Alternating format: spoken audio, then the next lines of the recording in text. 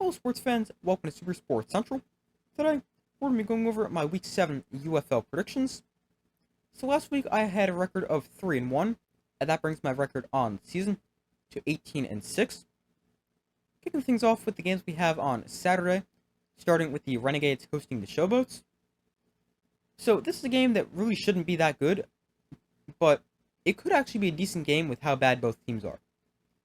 Because when you combine these teams' records, they have 1 win and 11 losses. Plus, they're the two worst scoring defenses in the league, and both scoring offenses are in the bottom half of the league.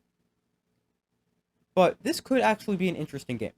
The Showboats, they'll be starting Troy Williams at quarterback this week, and that will be his second start of the season, after he also started in Week 5. But Williams and the Showboats offense will match up against a terrible Renegades defense that allows 25.5 points a game and 315 yards per game. Both those stats second worst in the UFL. And a big part of the Showboats offense is their offensive line, which is terrible. But fortunately for Memphis, the Renegades have just 12 sacks on the season, which is the third fewest. On the flip side, the Renegades are coming off a loss to the Panthers, where they lost 28-27 on a walk-off field goal. And that's actually their third loss of the season on a walk-off. But the Renegades actually played pretty well. Offensively, they scored 27 points on a great Panthers defense, and their offense is solid as they score 19.5 points a game, and they now face the league's worst scoring defense. So I think the Renegades will be able to get a good amount of points on the board, but this is a game that can definitely go either way.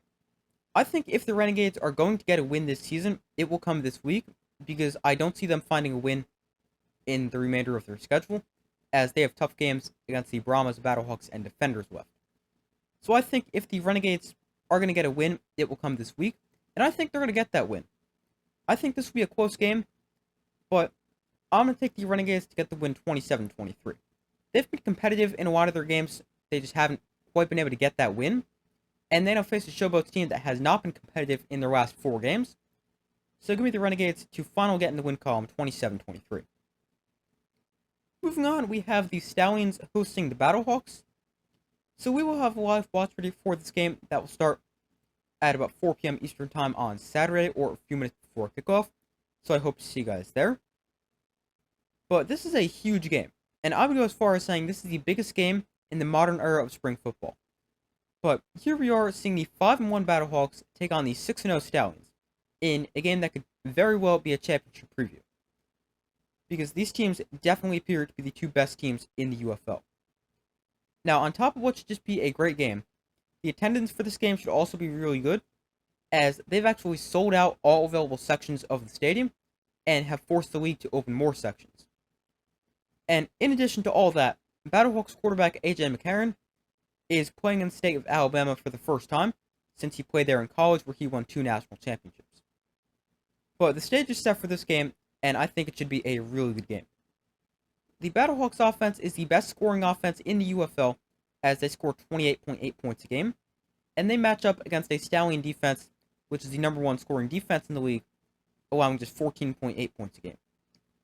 But it gets really interesting because the Battlehawks have a great passing offense with AJ McCarron, who leads the league with 13 passing touchdowns, and they go up against a great Stallions defense.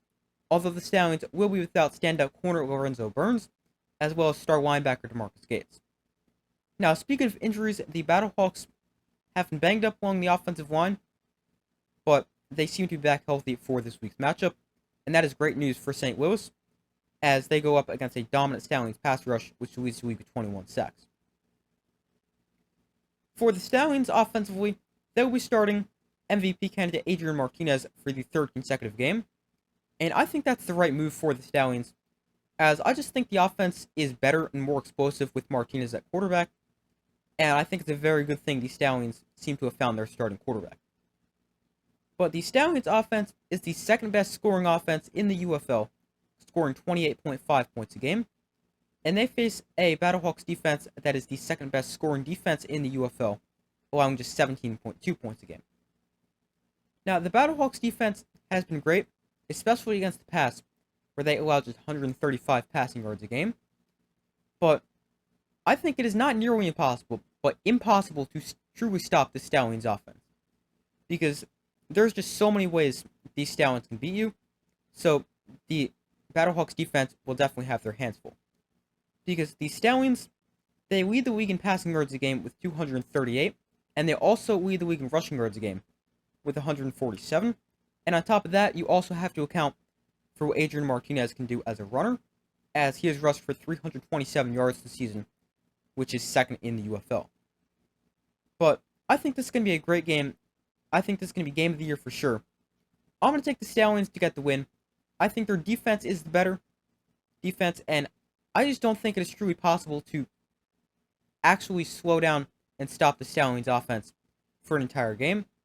Plus, the Stallions are home. I've got the Stallions remaining undefeated and winning this game by a score of 30-27. But if there's a team that can beat the Stallions, it is definitely going to be the Battlehawks. I think we're in for a championship preview. Game of the year. It should be really good. Moving to the games we have on Sunday.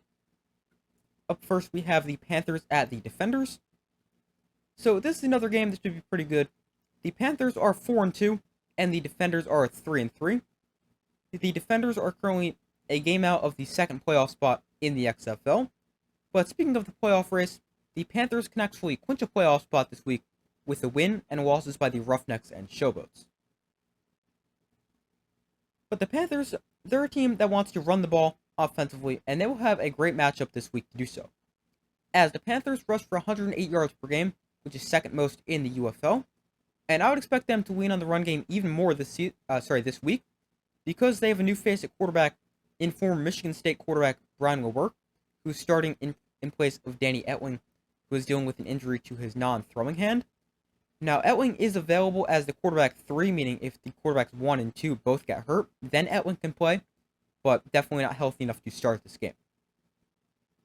But the Panthers, they have a great run game, and they face a Defenders defense that allows 112.2 rushing yards a game, which is second worst in the UFL. Plus, the Defenders allowed 200 rushing yards last week to the Brahmas, although they were able to get the win. Now, while the Defenders struggled to stop the run, they played pretty well on the defensive side of the ball last week, especially against the pass, and I think the Defenders will need another really good defensive effort this week. But that could be a challenge for them, as their defense is allowing 25 points a game. For the Panthers defensively, they've been very good, although last week they allowed 27 points. But this is a game that could definitely go either way. And it sounds crazy to say, but I actually had a harder time picking this game than I did picking the Stallions and Battlehawks. But I'm going to take the Defenders to get the win. I think they're in a more desperate situation, being out of a playoff spot and needing to continue to win to try to get into the playoffs. Plus, the Defenders are home, and they're really good at home, have lost just one game at Audi Field since the start of the 2020 XFL season. So I'm going to take the Defenders in a tight one, 22-18. And our final game, we have the Brahmas at the Roughnecks. So the Brahmas really need a bounce-back win after their loss last week to the Defenders. And they need to play much better offensively, but specifically throwing the ball, as they threw for roughly 80 yards last week, and we need to do a lot better. Because I don't expect the Brahmas to be able to rush for 200 yards this week against a good Roughnecks run defense, which is third in the league, allowing just 81.3 rushing yards a game. But I do think Quinton Dormady and the Brahmas passing offense will have a bounce-back game, as they face a secondary that is not good and allowed over 250 passing yards last week to the Battlehawks. For the Roughnecks offense, they've struggled to score all season. They scored just 18 last week and averaged a league worst. They scored just 8 points last week and averaged a league worst 14 points a game. Now, they have made a quarterback switch, going back to Jarrett Guantanamo, who was the team's starter in the first few weeks before injury, and maybe he can give them a spark on the offensive side of the ball. But they're going to have to try to score on a great Brahmas defense, which is third best in the league, allowing just 17.3 points a game. So I think the Roughnecks will have a tough time doing so.